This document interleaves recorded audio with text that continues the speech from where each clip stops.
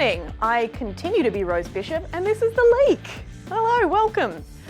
Well, the election happened and what an election it was. Pre-polls put Labor comfortably in front of the LNP to form government, and yet here we now sit.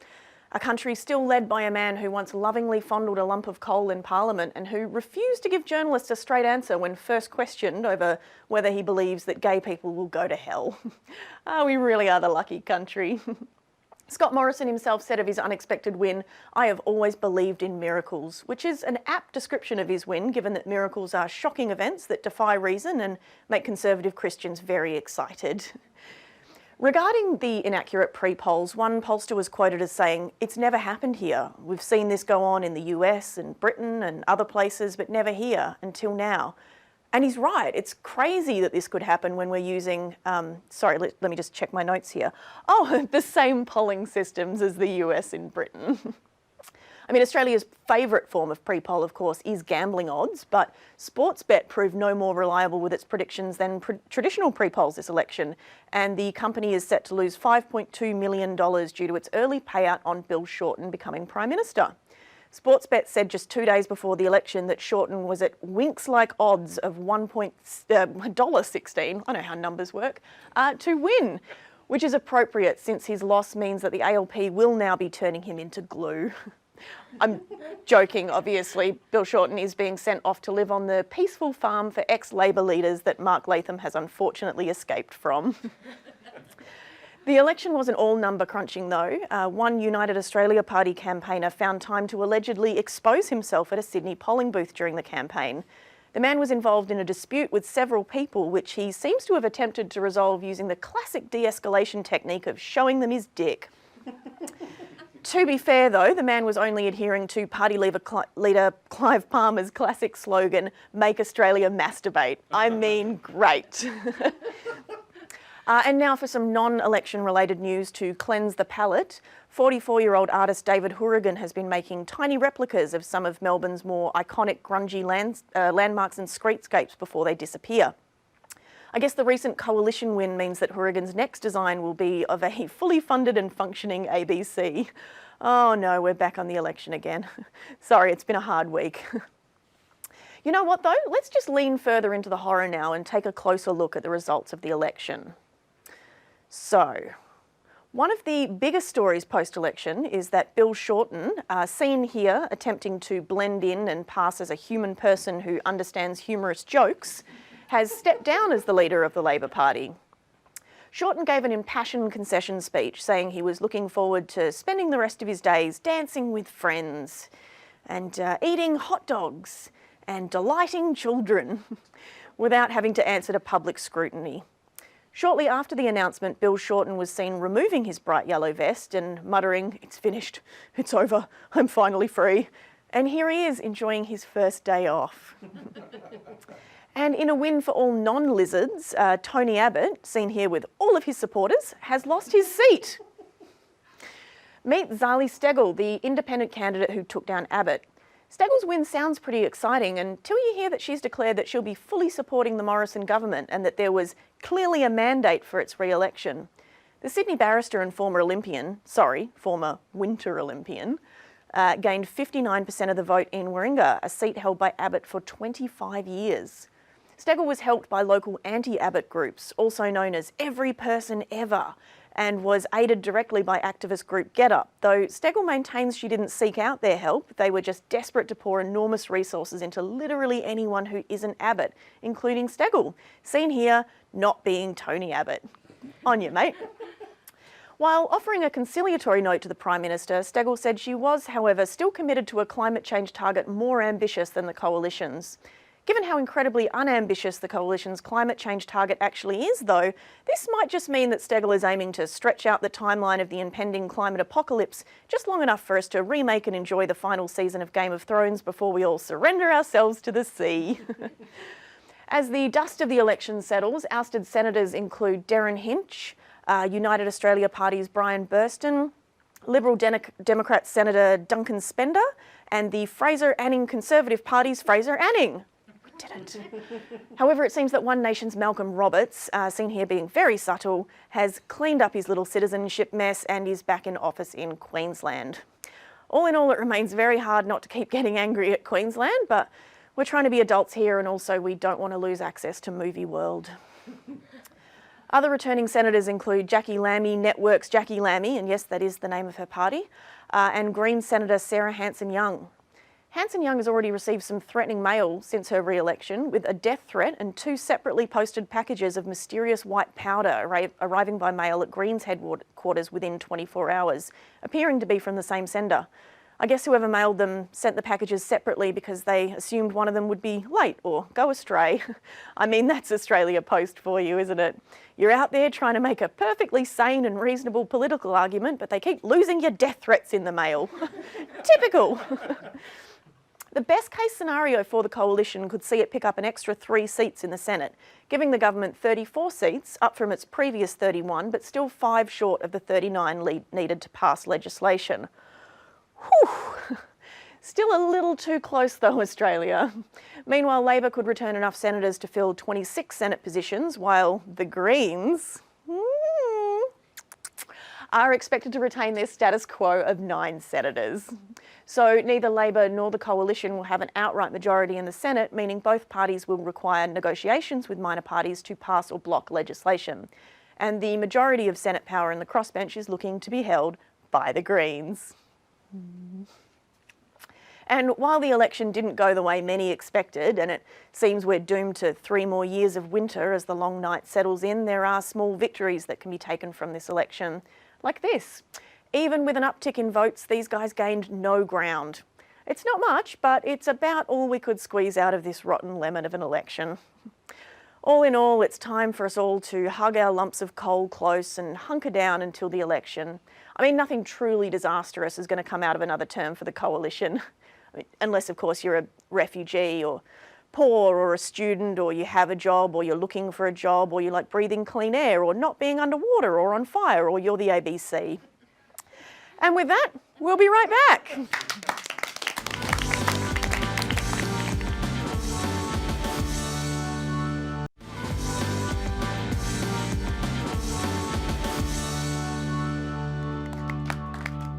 Welcome back to The Leak. So, as the federal government continues to drain higher education funding like Scott Morrison drained his bowels at Engadine Macca's in 1997, allegedly, universities are trying to make up the shortfall by increasing their intake of lucrative international students. Overseas students are now so critical to the ongoing viability of universities that they've turned education into one of Australia's most lucrative exports behind iron ore, coal and Hemsworths. But this windfall hasn't arrested the decline in either support services for students or job security for university staff. A recent NTEU report highlighted that 68% of university employees are either casual or on fixed-term contracts. Compounding this financial and career insecurity, outgoing University of Canberra Vice-Chancellor Deep Saini recently sparked outrage by calling upon university staff to donate from their own salaries to help fund better outcomes for students. Which is a lot like saying a Macca's employee should donate to their employer in the vague hope that customers might wind up with a slightly better quarter pounder. To explain this complicated issue, please welcome a higher education correspondent and dean of her own small online university, Vidya Rajan. Hold on, Rose. Sorry, I'm not qualified to talk about my university just yet. Sorry, aren't you? Okay, now I am. Everyone knows that deans have moustaches. Okay, welcome Vidya, and welcome Vidya's moustache. Good evening, Rose.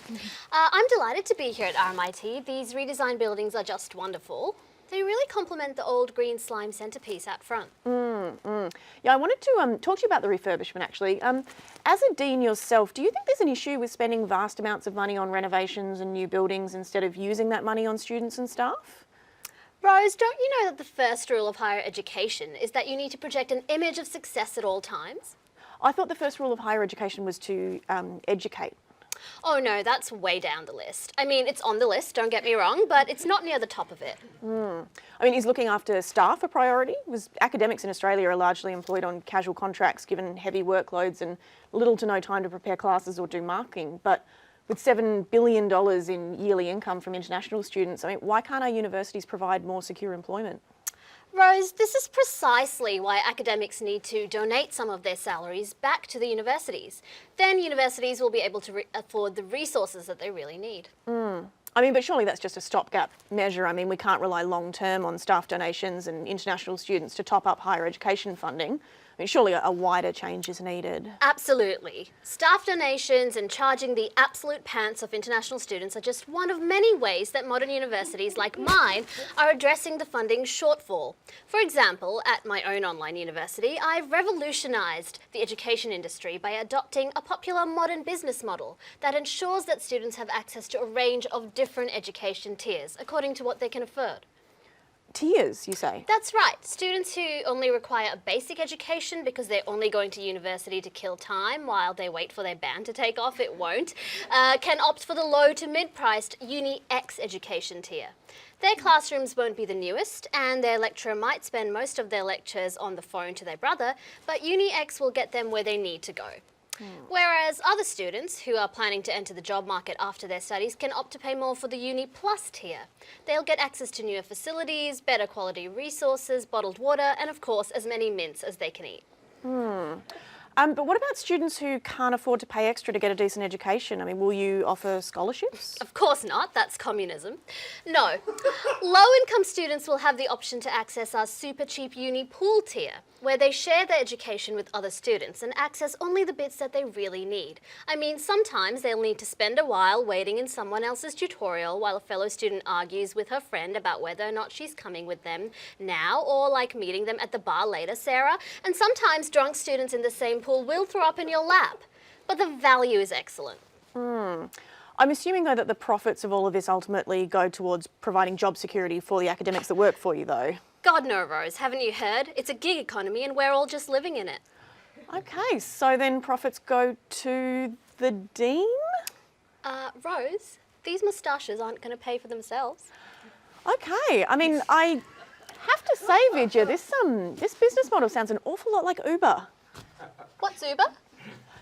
Vidya Rajan, everybody, don't go to a university, please don't. Moving on, the federal election is finally over, and while many Australians are changing their Seek.com settings to New Zealand and others are preparing to expand the Great Barrier Reef by sinking Queensland into the sea, we here at The Leak are thanking the enormous and confusing ballot paper for being just confusing enough that some of the more obscure and irrelevant micro-parties that ran in this year's federal election remained that way. One such dumpster fire is the Great Australian Party, founded by former WA Senator Rod Cullerton. Senator in exile. Sorry, can I just finish my introduction, please? The Australian Constitution doesn't really recognise freedom of speech, but I suppose I'll allow it. So generous of you. Everybody, please welcome our own... sorry, do you really want me to call you this? Yes, go on. Fine. Please welcome our own correspondent in exile, Scott Limbrick. There you go. Thank you, Scott. Thank you, Rose, and thank you, Australia. Now, Scott, you've recently been deep undercover investigating the Great Australian Party. What have you found? Well, exactly that, Rose. It does what it says on the tin. The Great Australian Party is great. Thanks, Australia, and good night. Sorry, no, hang on there, Scott. Not quite finished. Okay. I'm going to need a bit more convincing than that. I mean, okay, so here's what I know about the Great Australian Party, right? So its leader, Rod Cullerton, an ex-One Nation member, was ousted from Parliament during the smash hit 2016 season of So You Think You Can Govern. That was the season, you might remember, where Australia learned what Section 44 of the Constitution was because a bunch of parliamentarians were ousted for being in violation of Section 44 for failing to declare dual citizenship. Rod Cullerton arguably won that season, though, by being booted out not for boring citizenship troubles, but for another Section 44 issue, being an undischarged bankrupt, and also for maybe kind of stealing a car. Whoopsie daisy. Okay, well, that season of So You Think You Can Govern was biased and unjust, and I demand that you sign my petition to rewrite it. I mean, how is it unjust? Well, Senator Cullerton refuses to acknowledge the current Constitution. He's a purist. He only recognises the original mandate as set down by the esteemed creators of this nation, Captain Cook and Ned Kelly. Well, it's not like any of you know. None of you know.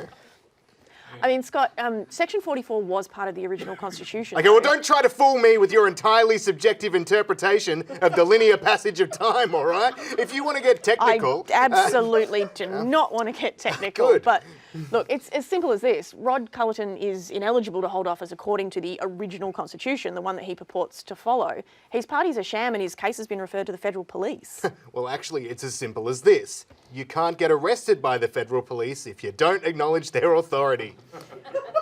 I mean, yeah, you absolutely can. Okay, well, agree to disagree, Rose. I mean, agree to get arrested probably, but... No, definitely not. It's also worth noting that one of your party's candidates, former WA police officer Wayne Glue, has argued that he didn't have to pay land rates on his property because local governments didn't exist in the original 1900 version of the Constitution. Well, that's right, because councils weren't in the 1900 Constitution. They have no right to exist today, and they shouldn't be able to steal our money through illegal rate collection. And if they try it, well, we'll call the police. But I thought you just said that you don't recognise the authority of the police because they weren't in the original Constitution. Your logic is incredibly difficult to follow. I think I'm getting a headache. Well, you know what's great for a headache, Rose? Heroin. Sorry, what? Well, it's a classic early 1900s remedy, just like the original Constitution intended. Heroin is great for headaches, toothaches, and easing the massive withdrawal symptoms that stem from a lack of heroin. I mean, that's just getting ridiculous. Okay, well, come on, Rosie, you're getting hysterical. But you know what's good for that? I swear to God, if you say an old-timey vibrator, I will call the police. Unconstitutional. Unconstitutional. A good old-fashioned lobotomy then. Now you're getting it, Rose. Ladies and gentlemen, please thank Scott Limbrick, I guess. I personally need a minute, but stick around and we will be right back.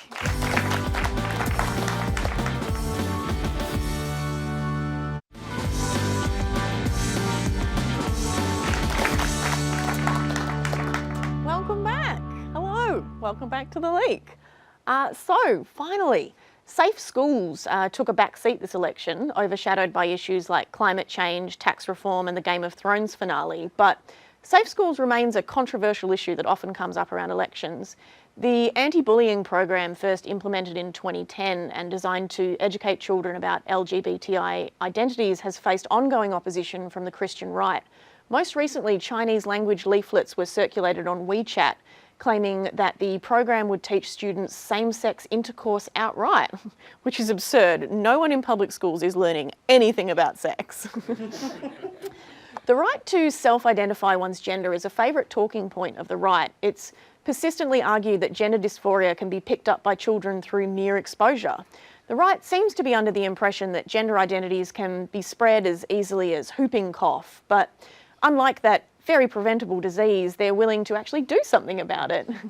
The Daily Telegraph spuriously reported back in September that transgender sensitivity training for teachers was causally linked to an increase in children wanting to transition, leading Scott Morrison to famously weigh in on Twitter, saying, "We do not need gender whisperers in our schools, let kids be kids." He was taking the political football, punting it way out of bounds and then taking a shit on crowdcam. So to tell us more about the issue, we've got a piece here from political correspondent and actual trans person, Avery Hutley.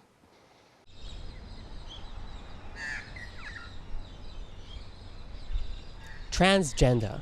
It's a word that strikes fear into the heart of many a Mornington Peninsula mother, and while it's tempting to assuage those concerns with a jovial, "Transgender? I hardly know her." Alas, I do know her, all too well. 4 years after Caitlyn Jenner's belated gender reveal party, the transgender phenomenon remains new and mysterious to the Western world, and politicians remain eager as ever to exploit the fear of the unknown. While the debate around safe schools continues to march backwards in place on the travelator of progress, concerns are being raised that this non-compulsory program goes too far, that it's not enabling but actively encouraging children to abandon their pronouns and dress codes and accept the fashionable anarchy of transgenderism. And who could blame them? With the highest attempted and successful suicide rates of any Australian demographic, joining Team Trans sure seems an enticing prospect. But for all their talk, opponents of transgender identities never seem to fully grasp what transition entails. Let me tell you, it's a lot more than just wearing a dress. Take changing one's legal gender marker in Victoria or New South Wales. This requires you to have undergone gender-affirming surgery, essentially a hysterectomy in trans men or castration in trans women. Your new genitalia have to be independently inspected and verified by 2 different medical practitioners who legally do not have to buy you dinner first. To be eligible for the surgery itself, you're going to need tens of thousands of dollars, at least 2 years of lived experience in your chosen gender, and another 2 separate evaluations from mental health professionals who will ask you all sorts of stupid questions like, is a little voice in your head telling you to cut your penis off, as if I couldn't do that at home for way less time and money. Which is to say, it's a real pain in the ass that requires a lot of emotional energy and commitment. And yet, transition continues to be talked about as if it's as easy to get and regret as a tattoo. I don't know about you, but I've never seen a bunch of drunk men having a legendary night out, deciding to show how much they love each other by getting matching genital reassignment surgery. But if my experience living as a woman these last few years has taught me anything, it's that I'm probably wrong. Maybe I've been going about this the wrong way. Maybe gender whispering is more effective than I'd realized. I hit the Melbourne streets to find out the real strength of the transgender agenda. So first up, what's your understanding of the Safe Schools program? It's making sure the kids get there and home again without getting in any trouble. Safe school? Safe teachers. It's all been checked. Is it like the gay thing at schools? Just stop kids who might be gay, etc., getting picked on. Basically any kid getting picked on. What's your understanding of being transgender? And no right or wrong answers, just how do you understand that? Well, it's just, how do you describe that in a few words? Adopting both sides of the sexual spectrum, I guess, is the best way to describe it. Whatever the person thinks right is in their mind. That's what they are. I know there's a whole lot of divisions these days, and basically, I don't care what they call themselves, so just go, I don't care what you are. When you're ready, you can explain what your feelings are. And I'm not going to judge on it. I go, okay, you're not heterosexual, you're one of the others. If you want, you explain it to me. If you don't feel it can, don't worry about it. And have you ever thought about transitioning yourself? Look, on a good night out. No, not really. No, not for me. No, at my age, it's a bit late. No, I haven't. It's never too late. I'm having enough trouble getting a woman. Will it make it any easier to get a woman? No, I haven't. Have you considered cutting your penis off before? Not today, no. No thanks. No, I'd always want a penis, yeah. Cutting it off? Yeah. No, but when I was younger, it was hard to have a piss in the morning to get it to go down. No, I never thought about cutting it off, but I was just wishing it had a joint in it so I could point it down. No. Not exactly, no. Okay. Imagine my disappointment. At around 0.6% of the population, I sure was hoping to make some more trans friends. But it seems that just hearing about an identity isn't enough to convert you to it after all. Maybe people are the best judge of their own lives, after all. I hate to say it, I think I agree with ScoMo. We should let kids be kids, and that means letting trans kids be trans kids, and letting people who want to cut their dicks off do so with dignity. It's our God-given right. Avery Hutley for The League. A huge thank you to Avery for her time and to Vidya and Scott. And thanks to you, the audience. We've made it to the end of another election and another episode. We did it, guys. I've been Rose Bishop, and please join us next week for another look at the week's news here on The Leak. Thank you so much.